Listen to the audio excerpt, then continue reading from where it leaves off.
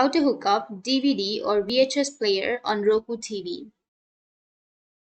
So if you want to hook up DVD or VHS player on your Roku TV, then follow the steps. So the first step is make sure every device is properly turned off so that there are no electrical difficulties. Turn the VCR around and connect the correctly colored RCA cable to each input. So you just need to connect the red to the particular red, and then white to white, and yellow to yellow.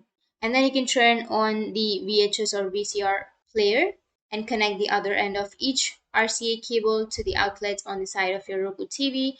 This will be located on the left side of the television. Now make sure the VCR and television are plugged into a wall socket. And finally, pop in a VHS and enjoy the motion picture presentation.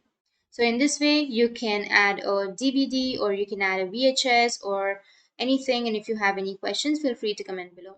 Thanks for watching.